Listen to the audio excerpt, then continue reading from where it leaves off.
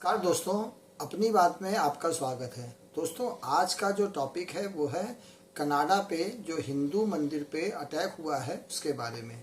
दोस्तों, 3 नवंबर को कनाडा के ब्रैनहटन शहर में हिंदू मंदिर पे अटैक किया गया और आश्चर्य की बात यह है कि उसमें जो अटैक किया वो खालिस्तान समर्थकों ने किया।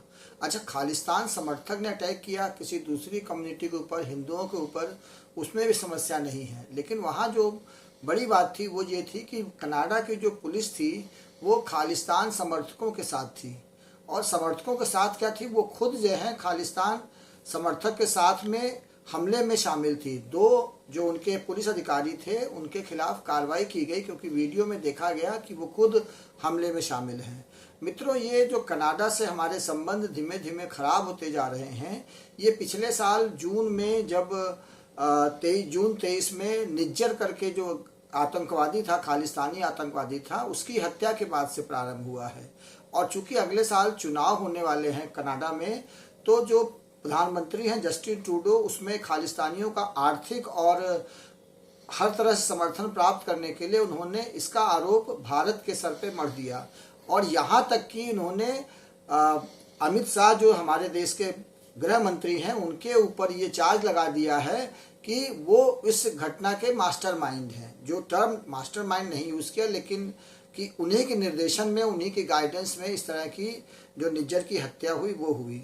अच्छा, सबूत उन्होंने अभी तक कोई दिया नहीं, लेकिन आरोप लगा दिया है। अब जब धीरे धीरे संबंध काफ़ी आगे तक खराब हो गए, तो फिर जब लगने लगा कि भाई अब लगता है कि चीज़ें बहुत आगे बढ़ती जा रही हैं, तो इस तरह की घटना होने से और भी संबंध खराब हुए। अब इसके बाद क्या हुआ कि 5 तारीख को अमेरिका में चुनाव हुए, उसका रिजल्ट आया। तो चुनाव में डोनाल्ड ट्रंप की जीत हुई। डोनाल्ड ट्रंप और जस्टिन ट्रूडो के बीच में आपस में संबंध अच्छे नहीं हैं।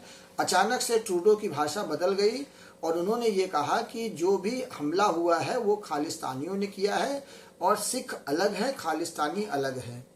और उसी प्रकार से हिंदू जो मोदी को समर्थन करते हैं वो अलग हैं और दूसरे हिंदू अलग हैं।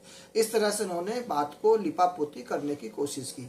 अच्छा, सबसे आश्चर्य की बात यह है कि जो हमारे देश में एक प्रमोद तिवारी करके कांग्रेस के नेता हैं, उन्होंने बगैर कुछ समझे बूझे ये कमेंट किया कि अमित शाह को इसका जवाब देना चाहिए। अरे मूर्ख आदमी, तुमको ये पता होना चाहिए कि ये इंटरनेशनल मैटर है और तुमको जब कोई जानकारी नहीं है तो देश का पक्ष क्यों कमजोर कर रहे हो।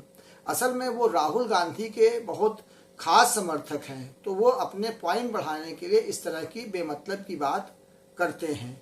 अब आगे देखिए धीमे धीमे क्या होता है, क्योंकि मामला धीमे धीमे आगे बढ़ता जा रहा है।